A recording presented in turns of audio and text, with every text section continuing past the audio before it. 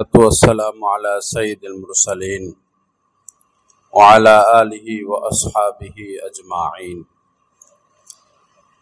وأشهد أن لا إله إلا الله وحده لا شريك له وأشهد أن محمدا عبده ورسوله أما بعد قال النبي صلى الله تعالى عليه وسلم من رأى منكم منكرا فليغيره بيده فإن لم يستطع فبلسانه فإن لم يستطع فبقلبه وذلك أضعف الإيمان أو كما قال عليه الصلاة والسلام أستغفر الله الذي لا إله إلا هو الحي القيوم وأتوب إليه اللهم صل على سيدنا ومولانا محمد وعلى آل سيدنا ومولانا محمد وبارك وسلم আল্লাহ পাক জাল্লা জালালুহু আমাদের সবাইকে মাফ করে দেন। আল্লাহ পাক আমাদের সবাইকে কামেল হেদায়েত নসিব করে দেন, ইসলাহ তাসকিয়া নসিব করে দেন। আল্লাহ পাকের খাস মহব্বত আল্লাহ পাক আমাদেরকে দান করেন। একখানা হাদিস শরীফ আপনাদের খেদমতে পাঠ করলাম। হুজুর পাক সাল্লাল্লাহু আলাইহি সাল্লাম বলেন, তোমরা যখন কোনো অপরাধ করতে দেখবা, মান রাআ মিনকুম মুনকারান, তোমাদের কেহ যখন কোনো অপরাধ করতে দেখে, কোনো অপরাধ ঘটতেছে, কোনো অন্যায় কাজ হচ্ছে, ফালিয়ুগাইয়িরহু বিয়াদিহি, সে যেন তার হাতের দ্বারা এটা বন্ধ করে দেয়, বাধা দেয়। ফাইন লাম ইয়াস্তাতি, যদি বল প্রয়োগে বন্ধ করতে গেলে ফিতনার আশঙ্কা হয়, তাহলে ফাবি লিসানিহি, তাহলে জবানের দ্বারা বলবে, মুখ দ্বারা বলবে যে এই কাজটা ঠিক না, এটা অন্যায়।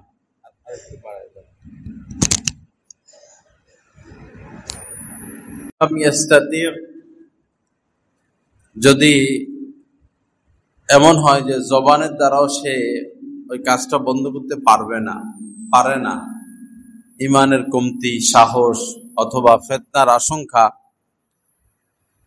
তাহলে ফাবি কলবি, তো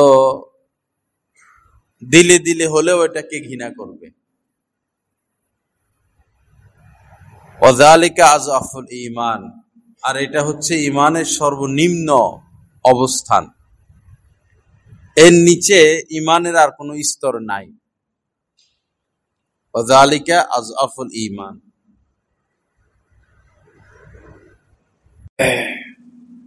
আল্লাহ পাক জাল্লা জালালুহু আমাদের সবাইকে সৎ কাজের আদেশ এবং অসৎ কাজের নিষেধ করার তৌফিক দান করেন। আসলে পাপী লোকদের সাথে থাকতে থাকতে আমরা অনুভূতিহীন হয়ে গেছি। অনুভূতি, এহসাস যে ক্ষমতা, এটা আমাদের শেষ হয়ে গেছে। নিজেরাও হাজারো পাপে লিপ্ত, আর থাকিও পাপীদের সাথে, গুনাহগারদের সাথে। একজন মুত্তাকি তো পাপীদের সাথে শুধু এই লক্ষ্যেই থাকবে, তাকে দ্বীনের পথে আনা যায় কিনা। কিন্তু আমাদের তো এই লক্ষ্য নাই। দাওয়াত বলতে আমাদের মধ্যে কিছু নাই। কাউকে দাওয়াত দেওয়া, দাওয়াতের ফিকির করা, কাউকে দ্বীনের মধ্যে আনা, নিজের ঘরের লোকদেরকে, ছেলে মেয়েদেরকে, বন্ধু বান্ধবদেরকে, এই ফিকিরটা একদম উদাও হয়ে গেছে। আল্লাহ সহিহ বুঝ দান করেন। পাপীদের সাথে মিশবো শুধু এই লক্ষ্যেই, কোনোভাবে তাদেরকে দ্বীনের পথে আনা যায় কিনা, এই ছাড়া কোনো ভিন্ন লক্ষ্য যেন আমাদের না থাকে, এটা খেয়াল রাখতে হবে। আল্লাহ সহিহ বুঝ দান করেন। কিন্তু পাপীদের সাথে তো আমরা থাকি, পাপীদের পাপকেও কেমন যেন সমর্থন করি। বিশেষ করে নিজের বংশ, নিজের পরিবার, নিজের দল, নিজের সাইডের লোকেরা অপরাধে জড়িয়ে পড়লে এটাকে আমরা তেমন কিছু মনে করি না, কেমন যেন মৌন সমর্থন দিয়ে যাচ্ছি। বড় বিপদে পড়ে যাব ভাই, বড় বিপদে পড়ে যাব। নবীজি থাকা অবস্থায় এমন হলো যে মাখজুমি গোত্রের এক মহিলা চুরি করেছে। তো এখন তো হাত কাটতে হবে। অল্প চুরি হলে আঙ্গুল, একটা আঙ্গুল, আর একটু বেশি চুরি হলে দুইটা আঙ্গুল পরিমাণ হিসাবে, আরো বেশি চুরি হলে কবজি, কনুই, এভাবে। তো মহিলা বড় বংশের লোক, মাখজুমি গোত্র, বড় বংশ। কুরাইশ বংশের লোকজন পেরেশানিতে পড়ে গেল যে এই মহিলাকে কিভাবে বাঁচানো যায়। আবার তারাই আলোচনা করতেছে যে আল্লাহ রাসূলের কাছে গিয়ে সুপারিশ করার মতো কেউ নাই, যে মহিলাকে মাফ করে দেন, ছেড়ে দেন, কে সুপারিশ করবে, কে এই সাহস পাবে।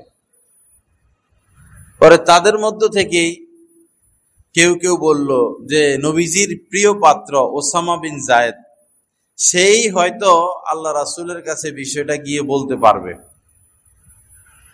তো তাকেই ধরা হলো। হযরত ওসামা বিন জায়েদ রাদিয়াল্লাহু তাআলা আনহুমা গিয়ে নবীজির নিকট সুপারিশ করছেন ওই মহিলার ব্যাপারে। তো নবীজি সাথে সাথে রাগান্বিত হয়ে গেছেন। নিজের ব্যাপারে, ব্যক্তিগত ব্যাপারে নবীজি কখনো প্রতিশোধ গ্রহণ করেন নাই, শুধু ক্ষমাই করে গেছেন আজীবনই ক্ষমা।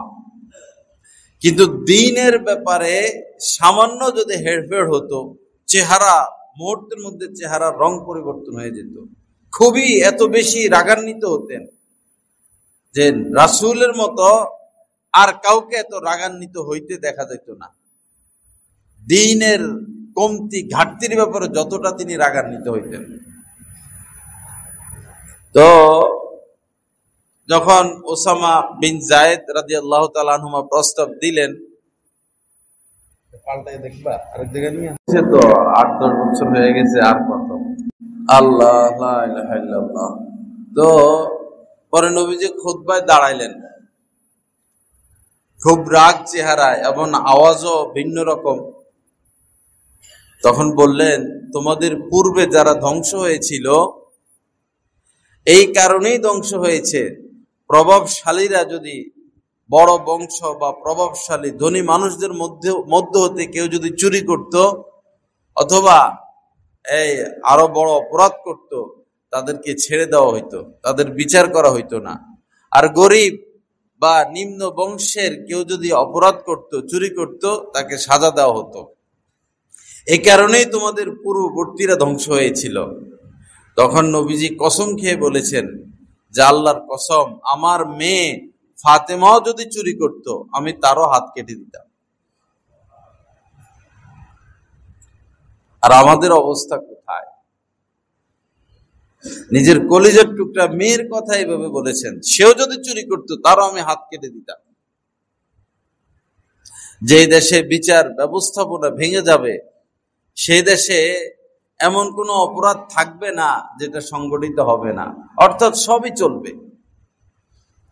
বিভিন্ন এলাকায় যাওয়া হয়, তো মানুষ বলে যে এলাকায় ৮০%, ৯০% তরুণ যুবক নেশা আক্রান্ত।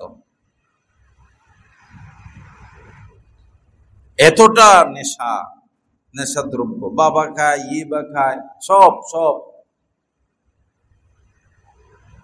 মা বাবা বাধা দিলে জবাই করে দিবে। বাপে খায়, পোলায়ও খায়, মহিলারাও খায়। কোন কোন এলাকা এমন আছে, মহিলারা সহ পুরো পরিবার। তো এই দেশে নেশা আসে কাদের মাধ্যমে? নেশাদ্রব্য, মাদক দ্রব্য কাদের মাধ্যমে আসে?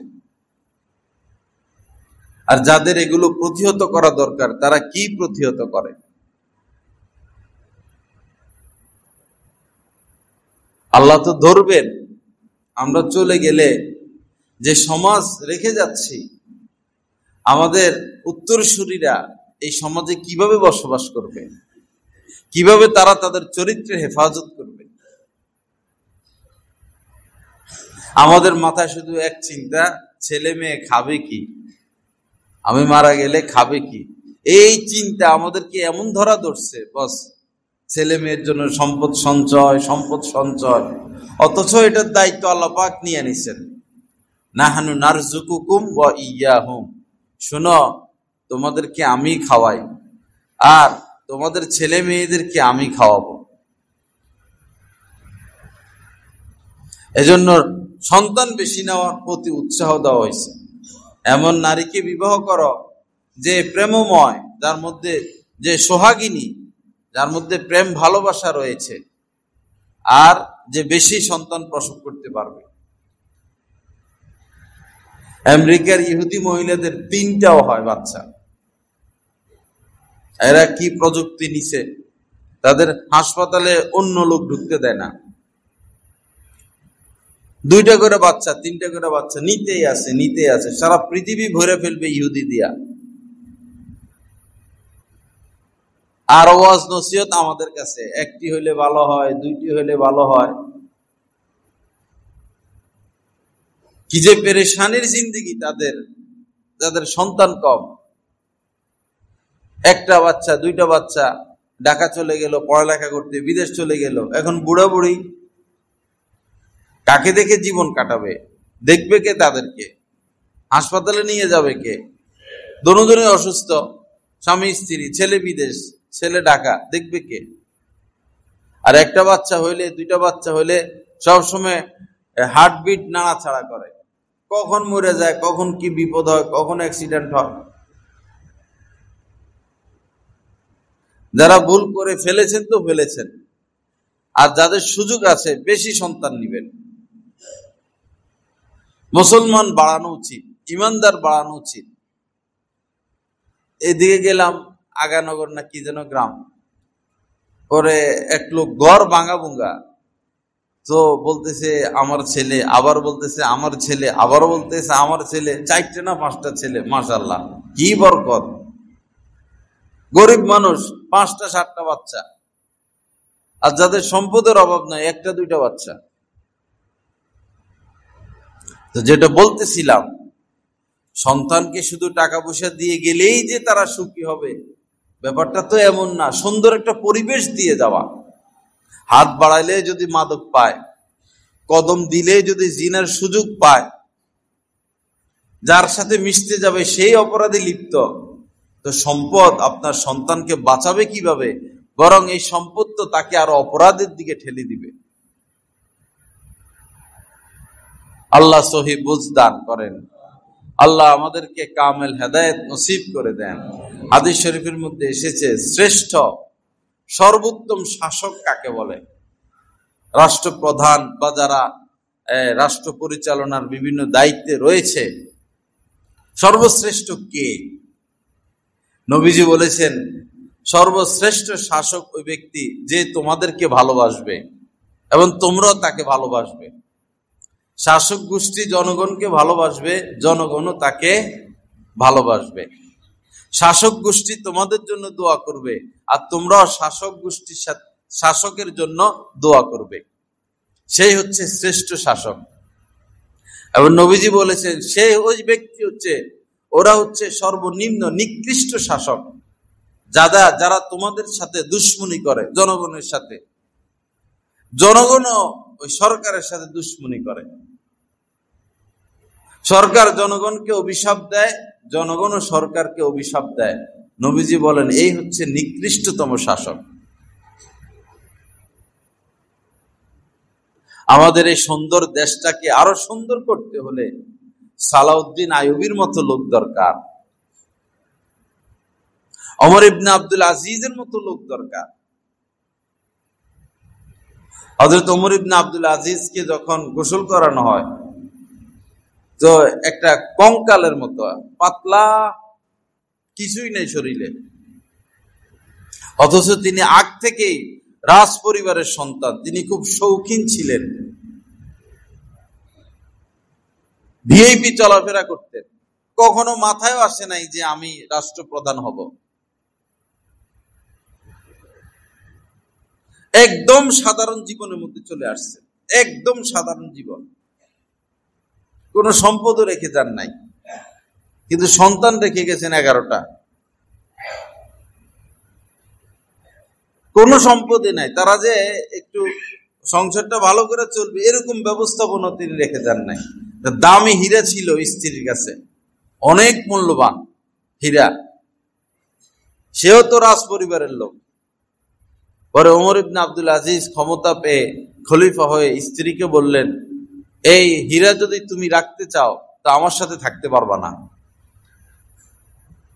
অনেক মূল্যবান হীরা, তুমি আলাদা হয়ে যাও। আর যদি আমার সাথে থাকতে চাও এটা বাইতুল মালে জমা দিয়ে দাও, এটাকে সরকারি ফান্ডে দিয়ে দাও। পরে এটাকে সরকারি ফান্ডে দিয়ে দেওয়া হয়েছে। হযরত ওমর ইবনে আব্দুল আজিজ দুনিয়া থেকে যাওয়ার পরে পরবর্তী খলিফা এই হীরাটা ফিরিয়ে দিতে চাইছেন তার পরিবারকে, কারণ তিনি কোনো কিছু রেখে যান নাই, কোনো সম্পদ না, ফিরিয়ে দিতে চাইছেন, বারবার চেষ্টা করছেন, এটা তো আপনাদেরই সম্পদ, নিয়ে যান। ওনার স্ত্রী ওই হীরা দ্বিতীয়বার গ্রহণ করেন নাই। এরা হচ্ছে রাষ্ট্রপ্রধান। একজন নেতা তো এমন হবেন তার দরজা সবসময় খোলা থাকবে। নেতার এক বৈশিষ্ট্য, তার দরজা খোলা থাকবে। একজন নেতা তো এমন হবেন তার খাওয়ার জন্য প্লেট থাকবে না, সে খানা খাবেন তার প্লেট নাই, ঘুমাবেন বালিশ নাই। একজন নেতা তো এমন হবেন, একজন মন্ত্রী তো এমন হবেন, তার দেশের সর্বনিম্ন শ্রেণীর যে লোক তার বসবাস যেমন, একজন মন্ত্রী এভাবে বসবাস করবে। কারেন্ট নাই, মন্ত্রী কারেন্ট ব্যবহার করবে না। চোখের উপরে শুইতে হয়, তোষক নাই, একজন মন্ত্রী চোখের উপরে শুইবে। তখন তার ভিতরে ব্যথা থাকবে, আমার এই গরিব মানুষদেরকে সর্বোচ্চ পর্যায়ে আমাকে পৌঁছাইতে হবে। একজন নেতা তো এমন হবে তার গায়ের জামাটা প্রয়োজনে সে খুলে দিয়ে দিবে, দিতে কিছু নাই, জামা খুলে দিয়ে দিবে।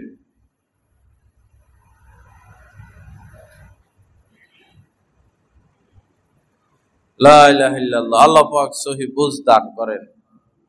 আল্লাহ পাক আমাদেরকে ভালো লোক নির্বাচিত করার তৌফিক দান করেন। বাবা, সুন্দর একটা সমাজ ব্যবস্থা রেখে যাওয়া, শুধু বিল্ডিং বিল্ডিং, শুধু মার্কেট। একটা সুন্দর সমাজের জন্য আল্লাহর নিয়ামত, গাছপালা, তরুলতা,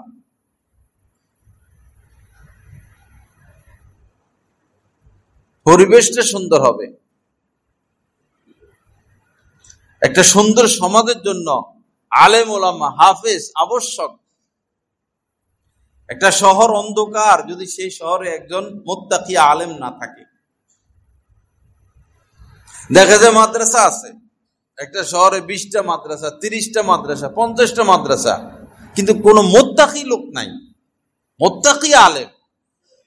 একটা হলো সামাজিক ভাবে তাকে আলেম বলে, দাওরা হাদিস পাশ করছে আলেম বলে, যিনি পুরাপুরি শরীয়তের উপর চলেন বা চলার চেষ্টা রাখেন। কোন শহরে যদি এই মানের কোন মুত্তাকি আলেম না থাকে, ওই শহর ধ্বংস, ওই শহর অন্ধকার, আলো নাই ওই শহরে। শহরবাসীর উচিত এরকম মুত্তাকি আলেমের ফিকির করা, তাকে সমর্থন করা, তাকে সহযোগিতা করা, তার সাথে থাকা, জান দিয়ে, মাল দিয়ে, সব দিয়ে তাকে টিকিয়ে রাখা, তার সহযোগিতা করা। কারণ মুত্তাকি আলেম নাই, ওই শহর ধ্বংসপ্রাপ্ত। কে দিনের কথা বলবে, কে হক কথা বলবে? এখন তো এমন আলেম ওলামাও পাওয়া যাচ্ছে যাদের পিছনে আমরা ঘুরতাম, ভাইরাল হইলে তো আর কিছু লাগে না। শয়তান কতগুলো ভাইরাল হয়ে রয়েছে। ওয়াজ মাহফিল হক্কানি আলেম গেলে নাই, ওই শয়তান একটা আইলে বস ভাওতাবাজ, সুর আছে আর ছবি ভিডিও, বস আর কিচ্ছু লাগবে না। চেহারাটা সুন্দর, সুর আছে, আর ছবি ভিডিওর উপরেই ভাইরালদের ভিত্তি। ওয়াজ মাহফিল গুলো ধ্বংস। ওয়াজ মাহফিল যে করবে, একজন না আনলে তো মানুষ আসবে না। আনে রে, যা লাগুক, 50 লাগুক, 1 লাখ লাগুক, আনে, নাহলে মানুষ তো আসবে না। বরবাদ ওয়াজ মাহফিল গুলো। উঠে চলে আসবেন যদি ইমান থাকে, যে মাহফিলে ভিডিও হচ্ছে উঠে চলে আসবেন। ছবি তুলতেছে, উঠে চলে আসবেন যদি ভিতরে ইমান থাকে, তাকওয়া থাকে, যদি মুসলমান হন, যদি রাসূলের কথার উপর আশ্বস্ত থাকেন। কিসের সেটা ওয়াজ মাহফিল যেখানে ছবি হয়, ভিডিও হয়।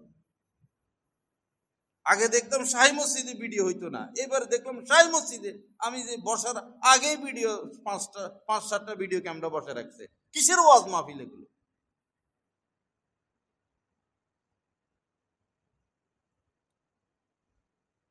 দিন বরবাদ, ইসলাম বরবাদ। কি ওয়াজ করে এরা? কি এদের কথা দ্বারা কে হেদায়েত পায়?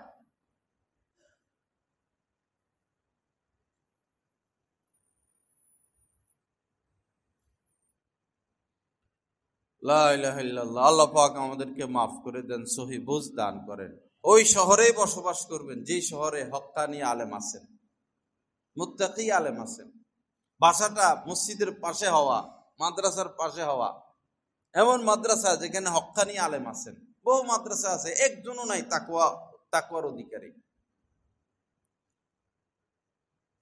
সেই ইরাকের প্রেসিডেন্ট মাদ্রাসায় নিজামিয়া, বহু বছর আগে, শত বছর আগে, কয়েকশো বছর আগের ঘটনা।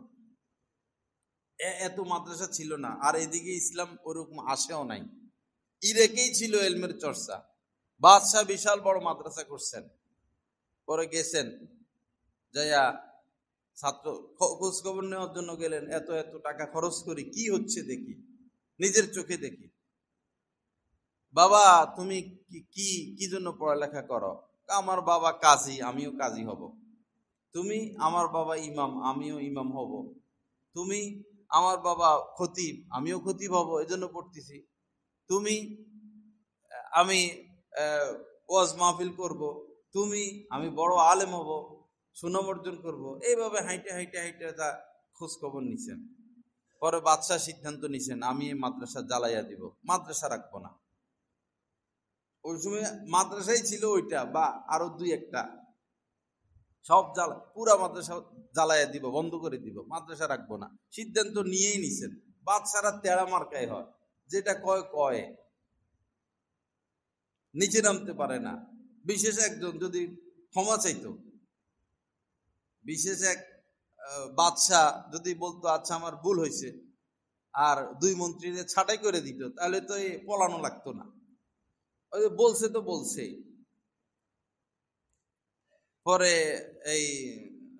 পরে তিনি সিদ্ধান্ত নিয়ে যাইতেছেন মাদ্রাসা বন্ধ করে দিবে, কারণ কাহারও মধ্যে এখলাস নাই। পরে দেখলেন মসজিদের কোনায় জীর্ণ শীর্ণ একটা তালেব ইলম পড়তেছে। গেছেন তার কাছে, বাবা তুমি কেন পড়ালেখা করো, কোরআন হাদিস পড়ো, ইলমে দ্বীন শিক্ষা করো, কি ব্যাপার? তো সে বলল, আমি আল্লাহকে পেতে চাই, আল্লাহর হইতে চাই, আমি আল্লাহর ওলি হইতে চাই, আল্লাহকে পাওয়ার জন্য আমি ইলমে দ্বীন শিখতেছি। সাথে সাথে বাচ্চা সিদ্ধান্ত পাল্টাইছেন যে একটা ছেলের জন্য হইলো আমি এই মাদ্রাসা টিকিয়ে রাখবো। এই হচ্ছে মাদ্রাসার উদ্দেশ্য, আল্লাহকে পাওয়া, আল্লাহকে খোঁজা, আল্লাহর হওয়া। অবতাগু ইলাইহিল ওসিলা, তোমরা আল্লাহ পাকের নৈকট্য খুঁজতে থাকো। আল্লাহর কসম, যত দিনের খেদমত আমরা করি আর যত ইবাদত বন্দেগী করি, সব কিছুর উদ্দেশ্য এটাই, আল্লাহর সন্তুষ্টি, আল্লাহকে খোঁজা, আল্লাহর নৈকট্য হাসিল করা, আল্লাহ পাকের সাথে প্রেম ভালোবাসা করা। কোথায় আমাদের মধ্যে আল্লাহর প্রেম, আল্লাহর ভালোবাসা, আল্লাহর সন্তুষ্টি, আল্লাহর তালাশ কোথায়, আল্লাহর পিপাসা কোথায় আমাদের মধ্যে? নেকের হিসাব করে বহু মানুষ, নেকের হিসাব, এই কাজ করলে এত নেক, এই কাজ করলে এত নেক, নেকের হিসাব নিয়ে ব্যস্ত। আর আমল গণনা করে, আমলের হিসাব করে, আমল মানুষের কাছে ব্যক্ত করে আপনার আমল কবুল হওয়ার মতো। আমরা যে আমল করি, আমাদের আমল কবুল হওয়ার মতো। বহু মানুষ এটা বলে যে আমাদের মুসলমানদের এখন যে আমল আখলাক, এর থেকে আগের কাফের মুনাফিকদের আমল আখলাক আরো ভালো ছিল। রাসূলের জামানায় তো মুনাফিকরা এসে নামাজ পড়তো, মুনাফিকরা এসে নামাজে শরীক হইতো, মুনাফিকরা জিহাদেও শরীক হইতো। কোন কোন মুনাফিক,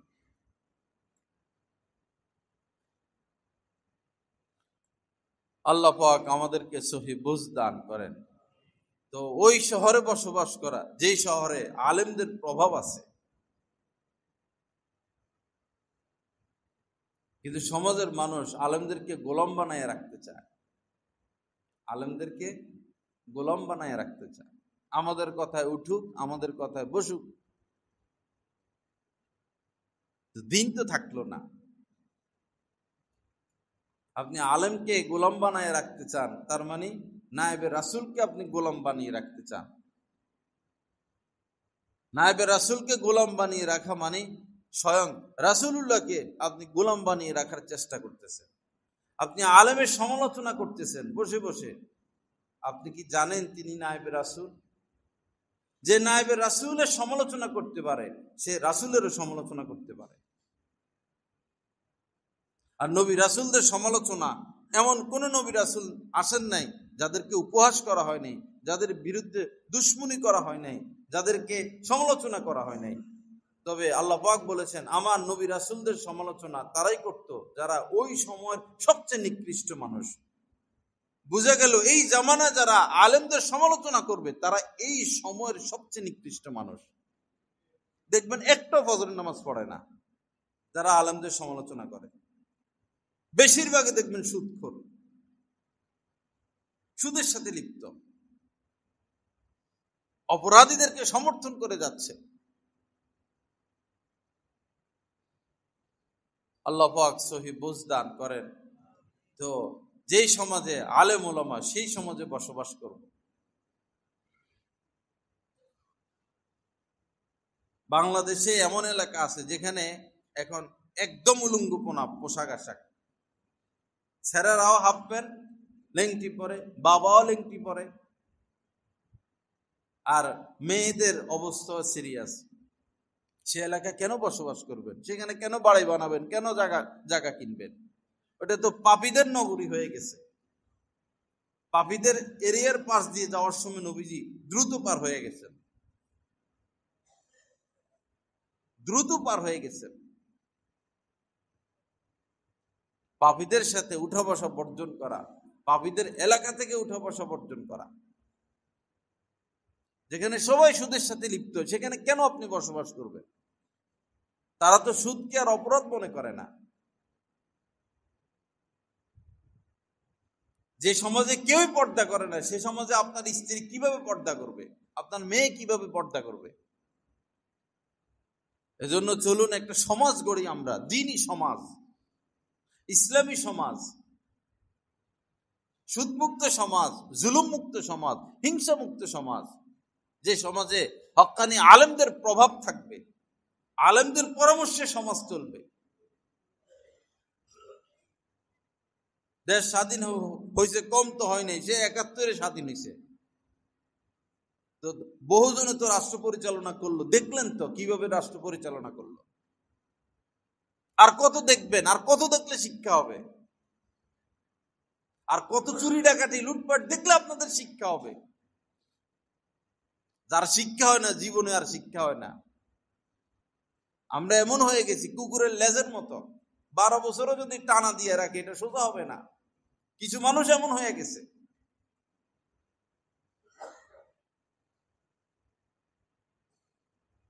তো সন্তানদেরকে শুধু টাকা পয়সা দিয়ে গেলেই যে তারা সুন্দরভাবে বসবাস করবে, বিষয়টা এরকম না। একটা সমাজ দিয়ে যাওয়া, যেখানে কষ্ট করেও মাদক পাবে না, চেষ্টা করলেও সে পাপে লিপ্ত হতে পারবে না। ঘর থেকে বের হবে, 2-4 জনের সাথে দেখা হবে, নেককার মুত্তাকি। এজন্য নিজে ভালো হয়ে যাওয়া, নিজে কোনো আলেমের সামনে নিজেকে ন্যস্ত করে দেওয়া, এটা পারি না আমরা। মান সম্মান ধরে রাখি, তোষামোদি মানুষ, কিছু মানুষ যায় আলেম ওলামাদের সোহবতে, তাদের মধ্যে এক শ্রেণী এরকম খেয়াল রাখে আমারে দাম দিল কিনা, আমার তোষামদি করলো কিনা, চেয়ার দিল কিনা, সম্মান করলো কিনা, আমার খোঁজ খবর রাখে কিনা। আল্লাহ রাসূল সাহাবাদের খোঁজ খবর রাখছেন না, সাহাবারা রাসূলের খোঁজ খবর রাখছেন। আল্লাহ রাসূল সাহাবাদের পিছনে পিছনে ঘুরছেন না, সাহাবারা রাসূলের পিছনে পিছনে ঘুরছেন। যারা বেঈমান ছিলেন তাদের কাছে শতবারও নবীজি যাইতেন দ্বীনের দাওয়াত নিয়া। ওই বেঈমানদের মধ্যে কেউ ঈমান এনেছেন, দ্বিতীয়বার আর রাসূল তাদের কাছে যান নাই দাওয়াত নিয়া, কারণ তার উপর ওয়াজিব হয়ে গেছে এখন রাসূলের পিছে পিছে ঘোরা, রাসূলের কাছে আসা, রাসূলের থেকে দ্বীন নেওয়া। ওই সময় হিজরত ফরজ ছিল, নবীজি মক্কায় ছিলেন, সাহাবায়ে কেরাম মক্কায় ছিল, মক্কায় পরিবেশ নাই দ্বীন কায়েমের। নবীজি হিজরত করে আল্লাহর ইশারায় মদিনায় গিয়েছেন, তখন হিজরত ফরজ ছিল, সবাই চলে গেছেন সবকিছু ছাইড়া, সবাই সবকিছু ছেড়ে চলে গেছেন। মক্কায় ছিলেন রাজা বাদশার মতো সম্পদ সবকিছু, মদিনায় গিয়ে তিনি ফকির, ঘরও নাই, পোশাকও নাই, খাবারও নাই, তাও তো রাসূলের পিছনে ছিলেন।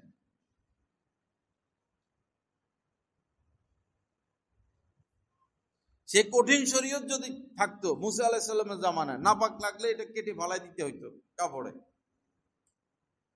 শিরক করছিল গোবর্ষকে, তিনি গেছেন আল্লাহ পাকের সাথে, তাওরাত নাজিল হবে, 40 দিন ছিলেন না। এই ফাঁকে তারা একটা বাছুর, একটা মুনাফিক ছিল, ওর নামও মুসা ছিল, স্বর্ণকার ছিল, স্বর্ণ দিয়া বাছুর একটা বানাইছে। পরে সে মূলত জারর সন্তান ছিল, তার মা তাকে পাহাড়ের গুহায় প্রসব করে চলে গেছেন। এখন এই নিষ্পাপ বাচ্চা, পরে আল্লাহ পাক তার রিজিকের ব্যবস্থা করছেন, জিবরিল আমিন আইসে এসে তারা খাওয়াইয়া যাইত। একাই এখানে বড় হয়েছে, জিবরিল আমিন তারা পালছেন। মুসা সামিরি তো এই লক্ষ্য করত যে জিবরিল আমিন যে যাইতেন আসতেন, ঘোড়ার যে পা যেখানে পড়তো, যে জায়গায় যে বালুর উপরে পা পড়তো, ঘোড়ার পা, সে বালুর মধ্যে ঘাস তৈরি হয়ে যেত। তো সে বুঝছে যে এই মাটির মধ্যে, এই বালুর মধ্যে জীবনী শক্তি আছে, সে কিছু মাটি রাইখা দিছে। পরে মুসা আলাইহিস সালাম গেছেন আল্লাহ পাকের সাথে সাক্ষাতে। এই লোক তো স্বর্ণকার, গরুর বাছুর একটা বানাইলো, বানাইয়া গরুর বাছুরের পেটে ওই মাটি দিয়ে দিছে। পরে গরুর বাছুর হাম্বা হাম্বা করা শুরু করছে। পরে সে বলল যে মুসা তো কোন খোদার কাছে গেছেন, এই তো তোমাদের খোদা। বস পূজা করা শুরু করে দিছে। পাবলিক তো এই যে বিভিন্ন এলাকা এলাকা বেলকিবাজি বাইরে, কিছু ধান্দাবাজ শয়তান কতগুলো বাইরে বন্ড একটা জাদু শিখে আসে বা নতুন কিছু করে, লক্ষ লক্ষ মানুষ তাদের ভক্ত হয়ে যায়।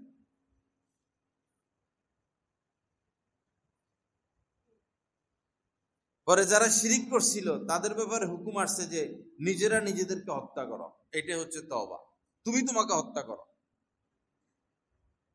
এখন নিজেকে নিজে তো হত্যা করতে পারে না, পরে নির্দেশ আসছে যে তাহলে আপন লোক আপন লোককে হত্যা করবে। দুই ভাই, এক ভাই শিরিক করছে, আরেক ভাই করে নাই, যে শিরিক করে নাই সে যে শিরিক করছে তাকে হত্যা করবে, এটাই তওবা। পিতা হত্যা, পিতা শিরিক করছে, ছেলে করে নাই, ছেলে এখন পিতাকে হত্যা করবে। পরে এখন এটাও পারে না, কেমনে সন্তান শিরিক করছে, বাবা করে না, বাবা সন্তানকে কেমনে হত্যা করবে। পরে মেঘ আসছে, ওরা তো কাঁদতেছে, কান্না কাটি, সেদিন পৃথিবীর অবস্থা কি যে ছিল, কান্না কাটি, আহজারি, রোনা জারি, হাজার হাজার মানুষ শিরিক করছে, এদেরকে আজকে হত্যা করা হবে। চতুর্দিকে শুধু আহজারি আহজারি আহজারি, কান্নাকাটি কান্নাকাটি, চোখের পানি। আর এদিকে হযরত মুসা আলাইহিস সালাম আর হযরত হারুন আলাইহিস সালাম সিজদায় পড়ে কাঁদতেছে, উম্মতের ব্যথায় আজকে এত উম্মতকে হত্যা করা হবে, এটাই তাদের তওবা। সিজদায় পড়ে কাঁদতেছে, কাঁদতেই আছে। তো হত্যা করতে গেলেই দেখে যে ছেলে কাঁদতেছে, কেমনে ছেলের পেটে ছুরি ঢুকাবে। পরে সারা পৃথিবী অন্ধকার করে দেওয়া হলো। এরপরে তওবার কাজ শুরু হলো। তওবা, হত্যা করে ফেলাই ছিল তওবা। প্রায় 70,000 মানুষ এইভাবে নিহত হয় আর কান্নাকাটি, আওয়াজারি, রোনাজারি। আর মুসা আলাইহিস সালাম, হারুন আলাইহিস সালাম তো কাঁদতে আছেন সিজদায় পড়ে, উম্মতের ব্যথা। পরে সন্ধ্যার আগে আগে আল্লাহ পাক বললেন, ঠিক আছে, যারা নিহত হয়েছে তো হয়েছে, তাদেরকেও মাফ করে দিলাম। আর যারা এখনো নিহত হয় নাই, শিরক করছে, হত্যা করতে হবে, তাদেরকেও মাফ করে দিলাম, সবার তওবা কবুল করলাম।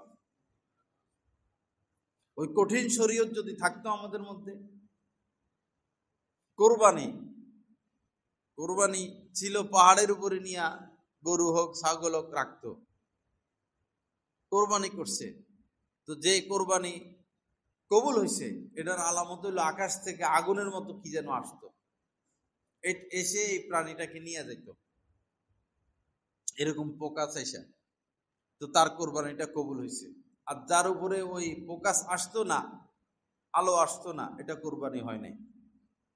তো কি লজ্জা! এই জামানায় যদি সেটা থাকতো, তো মানুষ বলতো যে কোরবানি দেওয়া হচ্ছে না দেওয়াই ভালো, মান সম্মান রক্ষা করি। আমাদের জন্য তো দিনকে সহজ করা হয়েছে, আর দিন ইউসরুন, দিন সহজ। কিন্তু সহজ জিনিসটা আমরা মানলাম না।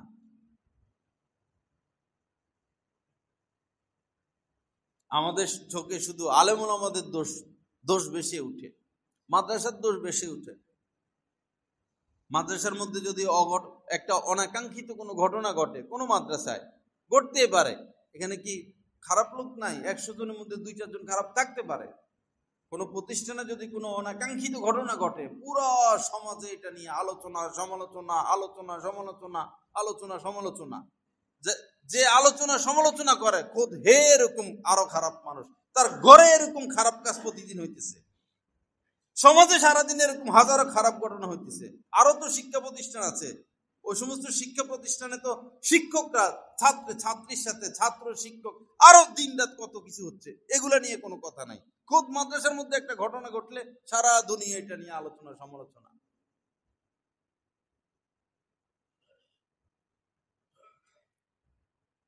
সরাসরি বলে যে মহিলা মাদ্রাসায় মেয়ে দিও না, মহিলা মাদ্রাসার এরকম একটা ঘটনা ঘটছে। তো বাংলাদেশে হাজার হাজার মহিলা মাদ্রাসা, একটা ঘটনা ঘটতে পারে না? 1-2টা অঘটন ঘটতে পারে না? এটাই কি আলোচনার বিষয় হয়ে গেল? আর এই 1-2টা ঘটনার কারণে আপনি আপনার মেয়েকে ইলমি দ্বীন শিক্ষা করাবেন না?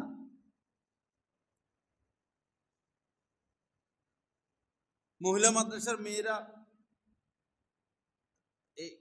কিভাবে পর্দা করে, তাদের পোশাকটা কি, তাদের চলাফেরাটা কি?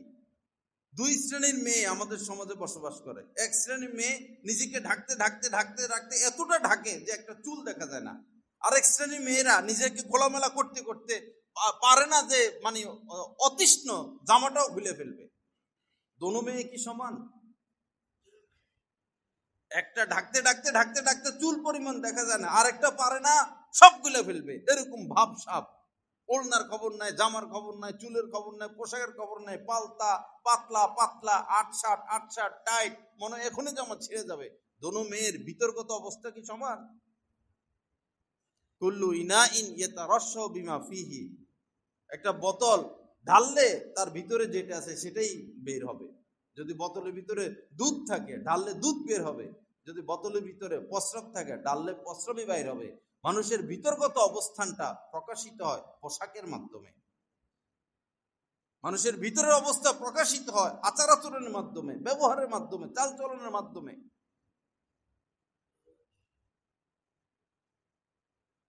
আল্লাহ পাক জাল্লা জালালু আমাদেরকে সহি বুঝ দান করেন। আল্লাহ পাক আমাদেরকে মাফ করে দেন। আসুন ভাইয়েরা, দিনের পথে আসি।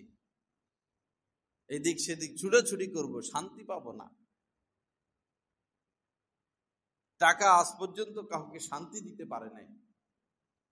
8-10টা বিল্ডিং এর মালিক হলে শান্তি আসে না, বরং শান্তি যায়।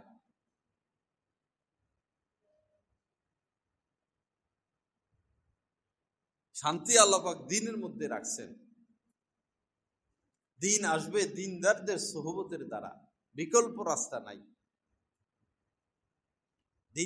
দিনদারদের সোহবত ব্যতীত দিন আসবে না, দিনের বুঝ আসবে না। আল্লাহ পাক আমাদেরকে সমস্ত গুনাহ বর্জন করার তৌফিক দান করেন। আল্লাহ পাক আমাদেরকে অন্যায়কে প্রতিহত করার তৌফিক দান করেন। শুরুতে যে কথাগুলো বলছিলাম ভাই, অন্যায় দেখলে বিশেষ করে আপনার ঘরে বাবা নামাজ পড়তে চলে আসে, ছেলে মেয়ে শুয়ে আছে, স্ত্রী শুয়ে আছে, নামাজ পড়ে না, বাবা এসে নামাজ পড়তেছে, জিকির করতেছে, কেন আপনি কি দুইটা কথা বলতে পারেন না আপনার ছেলে মেয়েকে? বলতে থাকেন না, বলতে থাকেন না, বলতে থাকেন না, না বলতে না বলতে বস এইখানে লাশ নিয়ে আসে জানাজা পড়াইতে। গতকাল কেউ কোন সময় যেন আসছিল, প্রায় সময় আসে লাশ, মাগরিবের সময় আসে, জোহরের সময় আসে, 20 জন 30 জন 50 জন মানুষ নামাজটা পড়ে না, লাশ নিয়ে দাঁড়ায় থাকে। কালকে মনে হয় গতকালকে আসরের নামাজ বা মাগরিবের সময় আসছিল, হ্যাঁ মাগরিব পরে আমি একজনকে দেখাইছিলাম যে দেখেন মাগরিব পড়া তো ফরজ, এরা লাশ নিয়ে আসছে অন্তত 20-30 জন বা আরো বেশি, ফরজ নামাজটা নাই, লাশ ছবি তুলতেছে, লাশের দাঁড়ায় রয়েছে, ওইখানে বসে রয়েছে, ওইখানে বসে রয়েছে। কোন পর্যায়ে আমরা মুসলমানরা গেলাম?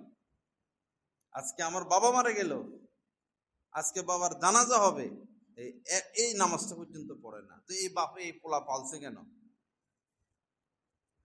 তুমি এই পোলা পাইলে তোমার লাভ হয়েছে কি? যদি আপনি আশঙ্কা করেন আপনার সন্তান মাদক সেবী হয়ে যাবে বা মাদক সেবা করতেছে, আপনি সম্পদ তো এই মদ খাওয়ার জন্য দিয়ে যাচ্ছেন তাকে।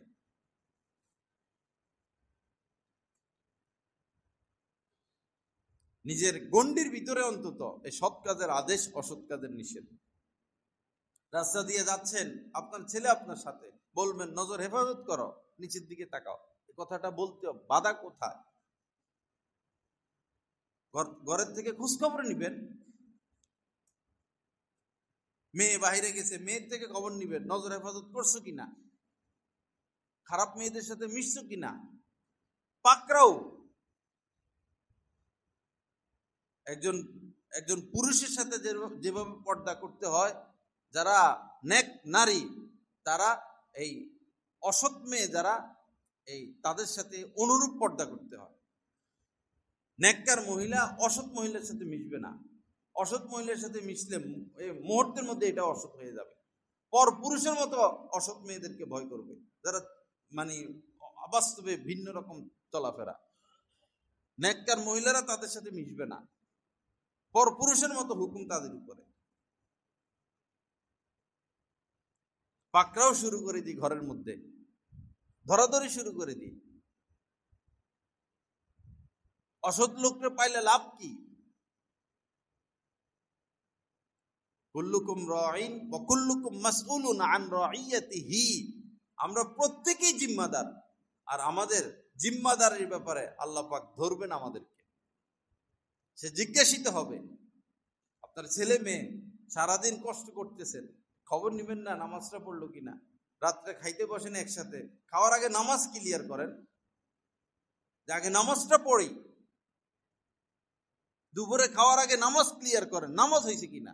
2-4 দিন প্লেট নিয়ে নেন না, খানা নাই, নামাজ পড়ো, নরমে গরমে যেভাবে হোক। যার নামাজ ঠিক নেই তার কিছুই ঠিক নাই। একজন নেতা, মন্ত্রী, আরো বড় নেতা, আরো ছোট নেতা, নামাজ ঠিক নেই, তার কিছুই ঠিক নাই। আপনার দোকানের স্টাফ, কর্মচারী, নামাজ ঠিক নাই, কিছুই ঠিক নাই। যে আল্লাহর সাথে গাদ্দারি করতে পারে, সে মালিকের সাথে গাদ্দারি করা তার জন্য কোনো ব্যাপার না।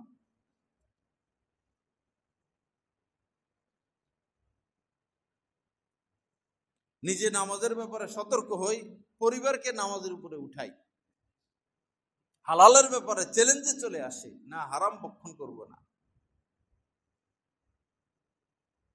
হারাম খেলে তো সবই শেষ, সব লাফাইয়া লাফাইয়া লাফাইয়া লাফাইয়া, শুধু সুদ সুদ সুদ সুদ। ধনীরাও সুদ উঠায়, যে 1000 কোটি টাকার মালিক সেও সুদ উঠায়,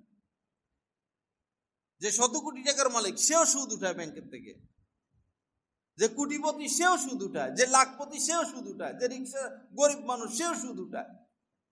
তো বুঝা গেল এটা অভাবের কারণে না, এটা স্বাভাবিক স্বভাবের কারণে হচ্ছে, লোভের কারণে হচ্ছে।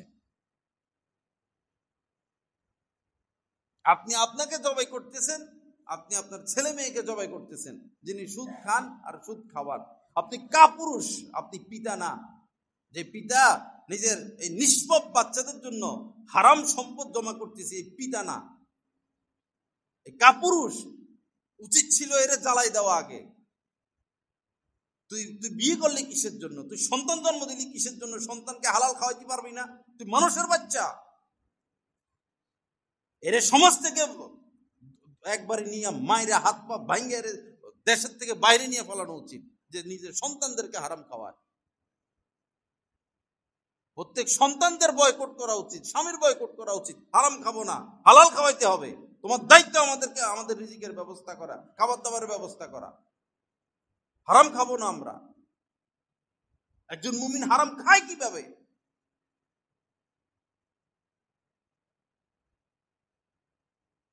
ভূমি করে বাইর করে দিচ্ছেন সাহাবায়ে কেরাম হারাম, আর আমরা ওই ভূমি খাইতেছি। সাহাবায়ে কেরাম ভূমি করে বের করে দিয়েছেন হারাম, হারামও না সন্দেহযুক্ত, আমরা সেই ভূমি খাচ্ছি। যে হারাম খায় সে তো ভূমি খায়, যে হারাম খায় সে তো এই কুকুর বিড়ালের বিষটা খায়, সে কি ভালো জিনিস খায়?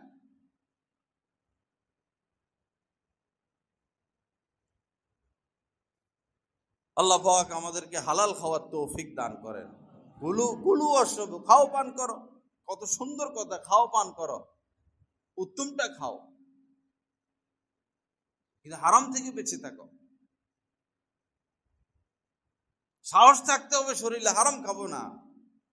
জঙ্গলের সিংহ না খেয়ে মরে গেল, এই কুত্তের উপরে হামলা করে না, কুত্তা খায় না। দেখেন বেড়াল না খেয়ে মরে যেতেছে, চিকে ধরবে না, চিকের উপরে সে হামলা করে না, ইঁদুর খাবে। হয়তো আল্লাহ পাক তাদেরকে বলে দিচ্ছেন যে কুত্তের উপরে হামলা করবে না, এই তো নাপাক খায়। হরিণ খাও, ঘাস খায়, গরু খাও, ঘাস খায়।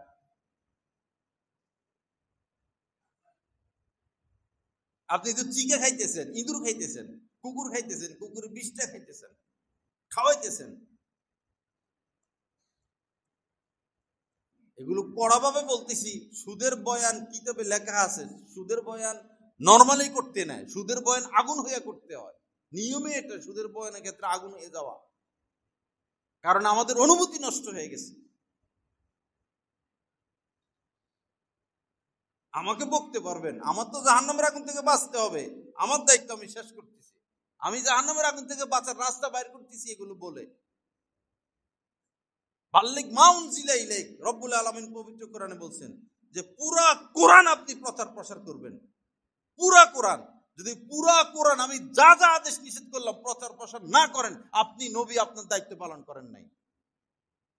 শুধু শুয়া শুয়া শুয়া শুয়া গল্প সল্প কিচ্ছা কাহিনী কমু আর হেকাম কর্মু। সবচেয়ে বড় ধরা খাবে তারা যারা কোরআনের সব সাইড নিয়ে কথা না বলে, শুধু একটা বিষয় যে যে লাইনে আছে শুধু সেই লাইন নিয়ে কথা বলে, ধরা খাবে আল্লাহর দরবারে তারা। বাল্লিগ মা উনজিলা ইলাইক, পুরা কোরআন যা নাজিল করা হইলো পুরাটা আপনার দায়িত্ব প্রচার করা। সেখানে কি সুদের কথা নাই, ঘুষের কথা নাই? কোথায় আজকে সুদের আলোচনা? আল্লাহকে ভয় করি ভাই। 80% 90% মানুষ সুদে লিপ্ত হয়ে গেছে। কবরে কি রাখবে না আপনাকে? কবরে রাখবে না আপনাকে? যখন শুরু করবে শাস্তি, কে থাকবে সাথে? কে বাঁচাবে আপনাকে?